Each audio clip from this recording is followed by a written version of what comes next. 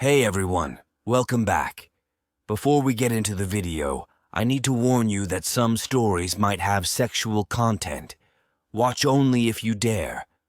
And yeah, if you like listening to these stories, do smash the subscribe button with a hammer. With that said, let's get into the video. Like many, I've forgotten many years of my life due to stress, anxiety, or maybe just old age. Who even knows? I'm a 46-year-old woman with many years of happiness and sorrow that I would love to remember. Sometimes I am reminded of something that happened in life because of a hint here or there, and I write it down in a diary so I can piece it all together. I know it might sound silly to some, but the memories are just as vacant as a bad hotel on a lonely highway. It all started when I was around 10 years old. What I can remember are bits and pieces from happy or sad events and pictures, although I think the pictures simply let me remember what it's in the picture and not the surrounding events, such as I don't remember sleeping in a box after crying, but my mother snapped the picture after I had fallen asleep, all curled up in a box like a cat. I think I must have been 6 or 7 years old, so I remember the box in the picture. Those are certainly not fresh memories. What stays fresh in my mind is what happened when I was 10 years old. I'll never forget it. I was just turning 10, and having a birthday in the middle of the summer is the best time because we would set up the slip and slide game on the lawn and have water gun fights while waiting for presents and cake. It was always the best time every year until my 10th birthday. Mom had ordered a clown to do tricks for us as a special treat. I was always trying to make funny animal shapes with balloons, so she thought it might be fun for me, especially since Killer Clowns from Outer Space was my favorite movie. His name was Pops. He had a red shirt with big blue balls on the front and funny red and white striped pants that were poofy all the way down. He sported blue and red shoes that looked more like bowling shoes than clown shoes. His hair wasn't the typical orange or red curly clown hair. No, it was long and stringy around the sides and he was bald on top. Now that I think about it, it looked more like he just didn't wash his hair instead of it being thin. His face paint was white, and his sunken-in eyes were ash gray with dark hollow cheeks and high red painted cheekbones. What I remember the most was his smile. He didn't smile at first. The red paint around his lips was messy, and his frown lines were obvious.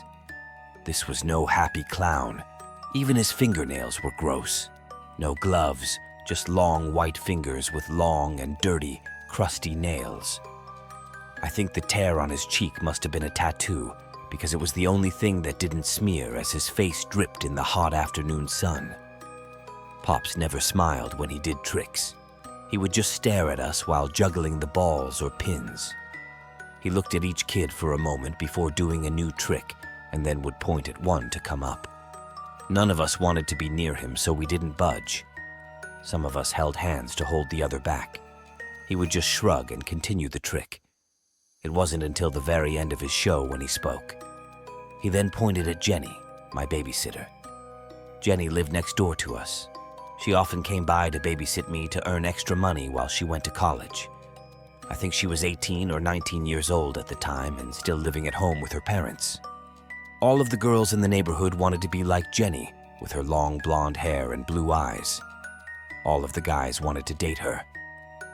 "You're a tough crowd," he grunted through thin lips, then packed up his dark blue van with the word Pops on the side and left. The rest of the day was fun. We had cake and ice cream and then opened presents. It wasn't until around 5 o'clock that everyone started to go home.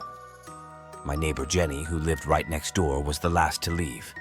Mom offered to walk her home, but she insisted that her parents were going to be waiting right out front for her.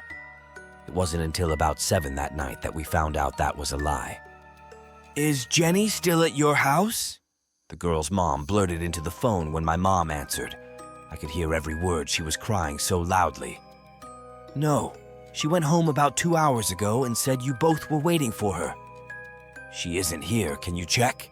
She was supposed to go out shopping with me when she got home, but instead, I found this note on the front door written in what looks like blood. It says, "Mom, I won't be home tonight. Don't wait up for me. I might not be back at all."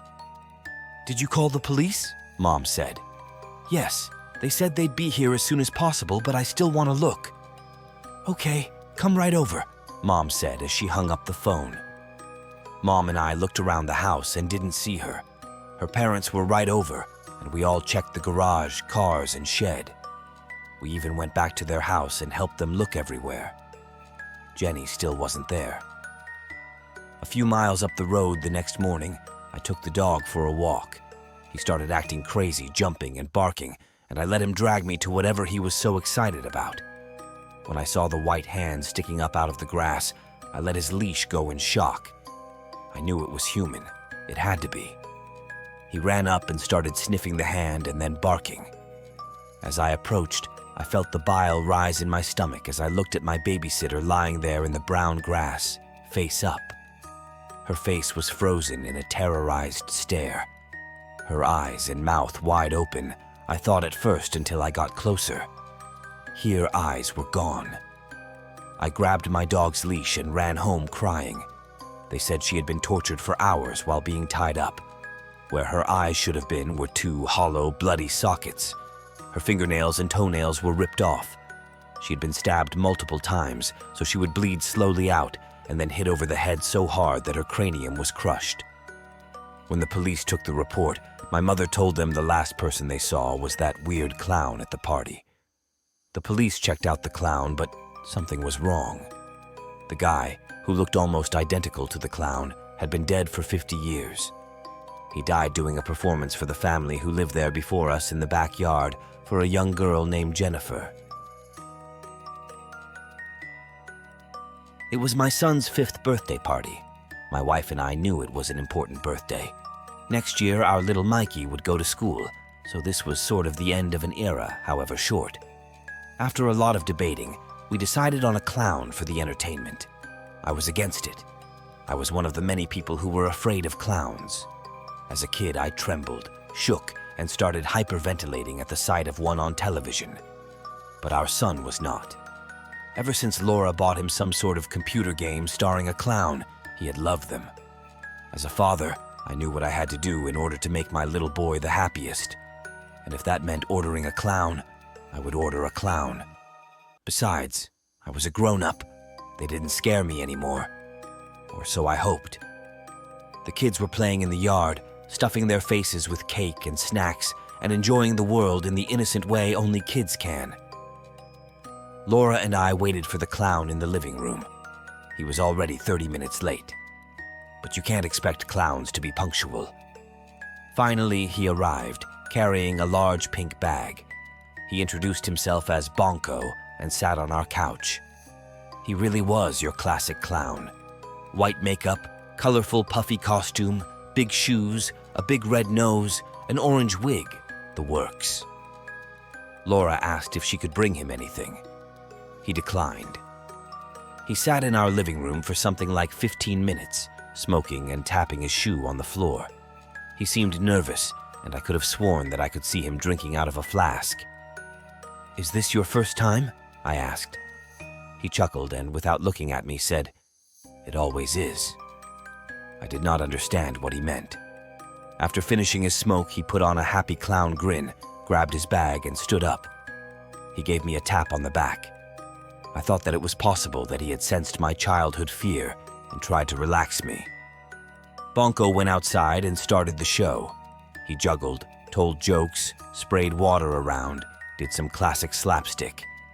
Even I had to admit he was good, and the kids were just entranced. "And now for the big finish," he declared. He took out 3 colorful boxes from his bag. They looked like birthday presents.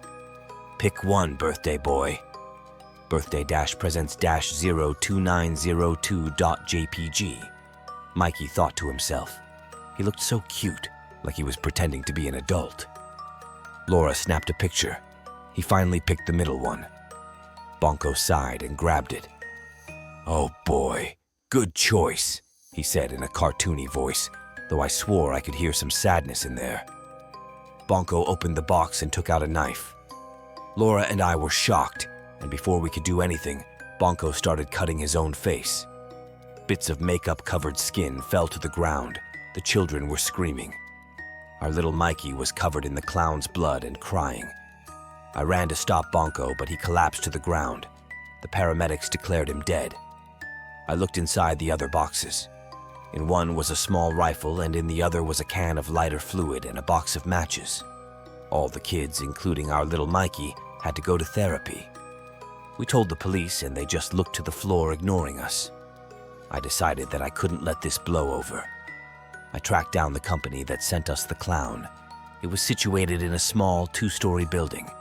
I expected a rundown, scary, old place, but it was quite neat and modern. I marched to the manager's office, not letting anyone stop me. I looked around. In his office were blown-up pictures of clowns with their faces cut off, heads cut off, bullet holes in their foreheads, faces burned off. It was terrible. And every picture had poor young children crying. The manager was a skinny man in a tie. He looked to be in his late 40s and had big, bulging eyes. "Why are you even doing this?" I yelled. He didn't answer, just laughed in my face. 2 big guys came from behind me and dragged me out. "I will find someone who will make you pay. I will not be silent." He smiled at me and motioned his goons to hold me in place. "Do you love your family?" he asked. "Of course," I said. "That's why I'm here." "You made a mistake, sir," he said. "Enjoy the rest of your life." It has been 43 days since then. I am still very afraid.